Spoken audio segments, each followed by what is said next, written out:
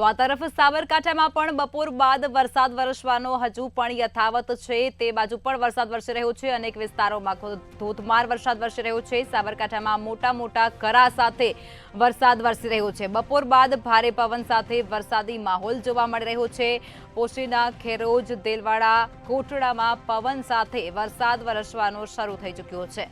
વડાલી, માથાસુર, ચાબુમાં પણ કરા પડ્યા છે અને કરા સાથે વરસાદ નોંધાયો છે।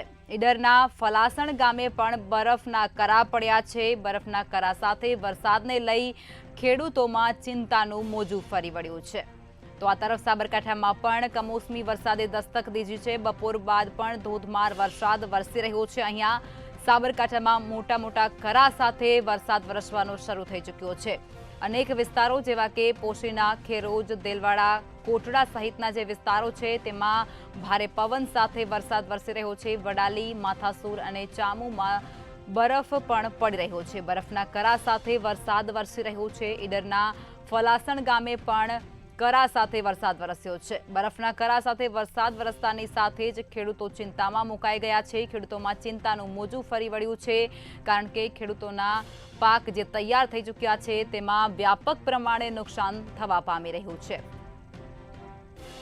તો હવામાન વિભાગે જે પ્રમાણે આગાહી કરી હતી તે પ્રમાણે જ રાજ્યમાં અનેક જિલ્લાઓમાં વરસાદ વરસી રહ્યો છે। ત્યારે સાબરકાંઠાના પણ અનેક વિસ્તારોમાં વરસાદ વરસી રહ્યો છે। બપોર બાદ ધોધમાર વરસાદ વરસી રહ્યો છે। કરા સાથે વરસાદ વરસવાનો શરૂ થઈ ચૂક્યો છે અને બરફના કરા સાથે વરસાદ વરસતા ખેડૂતોમાં ચિંતાનું મોજું ફરી વળ્યું છે। ખેડૂતો ચિંતાતુર બની ચૂક્યા છે।